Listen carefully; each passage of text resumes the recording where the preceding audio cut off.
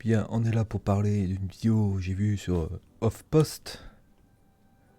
Que bon, je suis pas forcément contre la manœuvre, mais ce qui me dégoûte beaucoup, c'est à l'inverse, c'est la méthode. Et on va passer rapidement, hop, à voilà ce qui me scandalise. Oh, scandalise, c'est un mot un peu fort. Ces députés, Louis Boyard, l'opportuniste, le David Tanguy de gauche, où il affichait le nom de tous les membres qui ont voté contre la loi des repas à 1 € pour les étudiants. Voilà, deux arguments qui reviennent principalement, que je trouve très mauvais. Je défends pas cela, parce que je trouve que ça me rappelle afficher des listes de noms comme ça en plus, sur Twitter. Pour moi, ça pousse vraiment au harcèlement et même pas que au harcèlement, mais également à la violence. C'est ça qui me dérange beaucoup.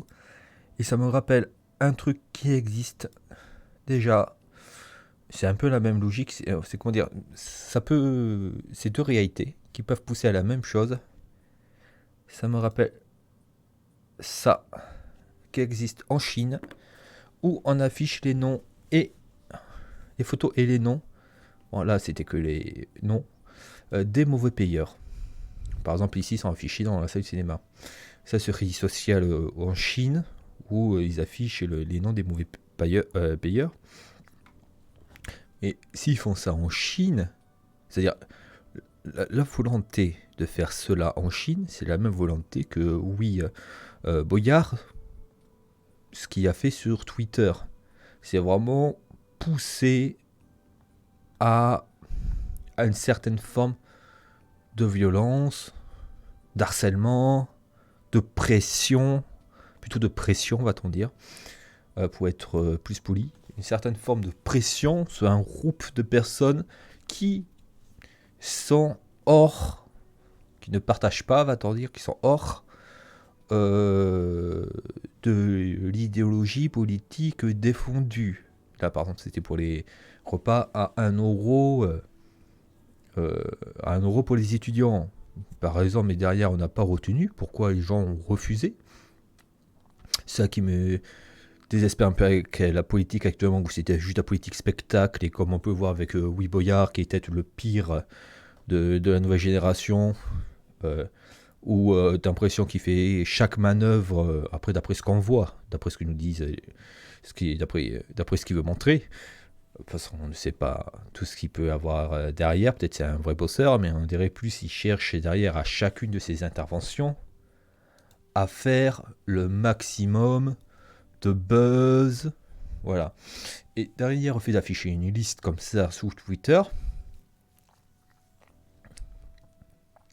Bon, moi j'ai travaillé dans des études statistiques. On peut retrouver facilement la trace d'une personne sans problème. Mais ça demande des efforts. Il faut aller sur des banques de données. Faire de la corrélation de bases de données pour avoir le profil de la personne. Mais là, donner directement la liste sur Twitter en plus, ça pousse vraiment à une certaine forme de contre-pouvoir diplomatique. Pour ma part, de plus en plus, un truc qui me débite, c'est qu'on utilise de plus en plus Twitter comme forme de pression sur d'autres personnes. C'est-à-dire vraiment une sorte de contre-pouvoir diplomatique. Twitter a remplacé la rue. Avant, on allait manifester pour changer les lois. Maintenant, on va sur Twitter. Pour sa même volonté derrière, c'est d'utiliser un groupe de presse, un groupe de personnes pour faire pression sur un collectif d'individus. Et donc moi, ce que je critique surtout derrière sa liste à lui, cette méthode, c'est même pas le fait qu'il fait ça, parce que déjà, moi ça m'emmerde au niveau de la politique, le fait que derrière on parle que des récupérations médiatiques comme ça, mais derrière on parle pas pourquoi ils ont refusé cette loi-là. Il peut y avoir des raisons, hein. Peut-être que c'était pas capable de financer, peut-être que la bouffe allait être pas assez bonne, c'est-à-dire pour la santé des personnes, je sais pas, mais Le problème, c'est qu'on ne sait pas la raison pourquoi ils ont refusé. Ça me désespère que de plus en plus en politique, c'est ça. On ne sait pas pourquoi les gens ont refusé. C'est juste, rejoins-moi, on va aller faire pression sur eux afin de les faire craquer. Et, le problème, par exemple, de cette liste sur Twitter, c'est que déjà, ça facilite. C'est un très bon outil pour foutre une pression sur le collectif des personnes qui ont voté contre la loi. Mais derrière, c'est l'enjeu diplomatique et démocratique derrière. C'est un petit peu le problème, c'est que ça peut avoir des dérives. Ça va avoir des dérives dans le futur, c'est sûr. Ça va avoir des dérives sur le futur. Parce que déjà, il y a une dérive démocratique actuelle où c'est le plus souvent un politicien va essayer, l'opinion, 50% de l'idéologie d'un politicien sera à des fins électorales. C'est-à-dire tel politicien va défendre ceci ou cela à des fins électorales pour les prochaines élections. Ça a toujours existé, ça existera toujours. C'est souvent même comme ça que parfois des avancées démocratiques se sont faites. C'est comme le fait d'accepter les femmes, le droit de vote des femmes. La gauche fait qu'elle essaie de s'accaparer ça, c'est afin d'avoir plus de voix pour elle. Elle pensait que les femmes allaient voter plus à gauche. Non, c'est à gauche, pardon. Je ne sais pas si je dis gauche-droite avant, mais par exemple, donner le droit de vote aux femmes, qui est une avancée importante dans l'histoire démocratique, ça a été à des fins électorales, avant tout. Ça, pas idéologique, mais avant tout électoral. En tout cas de la part de personnes, des représentants politiques de l'époque, afin que ceux qui soutenaient cette avancée-là auraient obtenu plus de voix pour les prochaines élections. Donc c'est un enjeu démocratique, quand même, un biais démocratique dans cet intérêt, cette pression sur les choix concernant les futures élections électorales. Mais actuellement, le plus gros problème, c'est Twitter. Où Twitter, c'est pas représentatif de la société. Déjà que c'est encore moins représentatif de la société que toutes les autres formes de représentation sociale. Parce qu'aucune n'est vraiment représentative. Même les associations ne sont pas représentatives de la société, étant donné qu'il faut déjà avoir un potentiel social pour rejoindre une association. Quelqu'un qui est peu à l'aise socialement ne rejoindra jamais une association. Donc là, le fait que Louis Boyard ait utilisé cette liste-là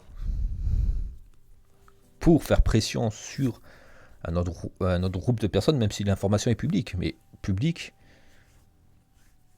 et public, c'est-à-dire tout est public, c'est-à-dire moi c'est facile de retrouver la trace d'une personne si on va sur les bases de données statistiques et on fait de la corrélation de données. Là c'est un peu plus quand même pour savoir ce que votent les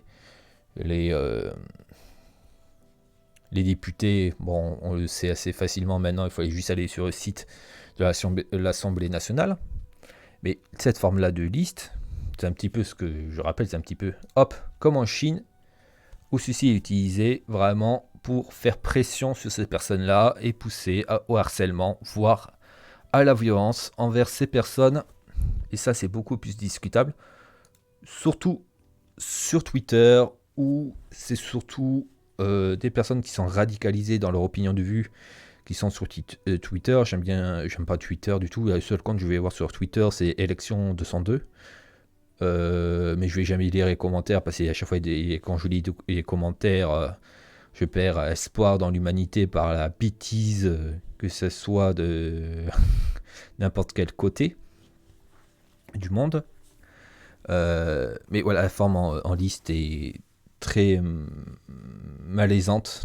C'est vraiment un outil qui veut pousser Twitter, c'est-à-dire pousser des gens sur Twitter à faire pression sur d'autres personnes afin qu'elles aillent à leur fin politique. En réalité, qu'elles existaient déjà avec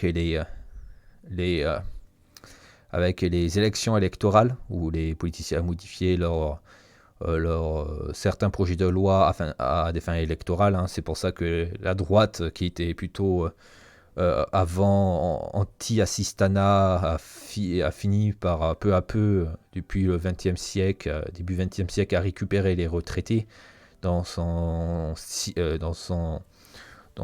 sillon. Mais là, avec Twitter,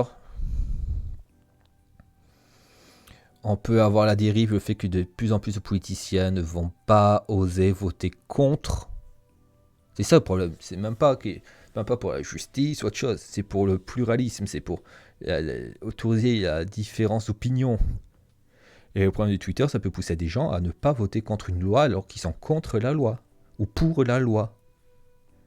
Parce que ces outils-là que utilise Louis Boyard, l'extrême droite peut l'utiliser également. Bien sûr, comme c'est la gauche, là, on dit... même si Louis Boyard, c'est pas un mec de gauche, pour moi, c'est un opportuniste. Étant donné à chaque fois, il jubile sur chacune de ses interventions médiatiques. Et ça l'a pas dérangé de bosser avec Hanouna. Après, je connais pas assez le personnage personnellement pour en faire un profil définitif. Et je me suis perdu dans mes pensées. Et voilà le plus gros problème de cette pression que peut faire Twitter sur l'Assemblée nationale, hein, c'est que des gens vont voter dans l'intérêt d'être confortable et pas à des fins afin de ne pas subir de pression, afin qu'on ne les harcèle pas, et non par conviction. Et pour autant, on est obligé d'avoir différents points de vue. C'est horrible, c'est un petit peu comme faut imaginer ça à l'époque où il y avait la gauche. Bon, c'est un peu, par exemple, c'est un peu les méthodes de la mafia, quoi.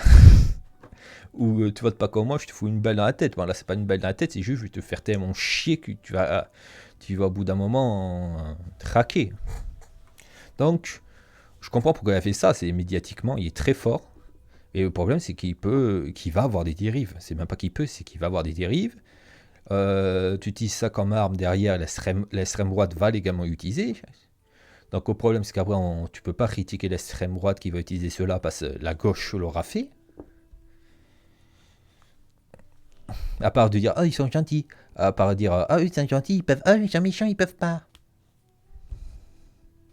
Pour autant, si dans une démocratie, même si on n'est pas vraiment dans une démocratie, on est plutôt dans une oligarchie, mais dans l'intérêt, l'idéal de la démocratie, c'est que chaque être humain est égaux. Bon, donner des régimes différents par rapport à toi, tu es dans telle idéologie, je t'autorise cela, toi, tu es dans telle idéologie, je t'autorise pas cela. Pour moi, c'est problématique idéologiquement. Bon, c'est tout. Allez, bye à tous. Et n'utilisez pas ces méthodes-là. Sinon, ça va être plus négative pour les causes que vous défendez que l'inverse.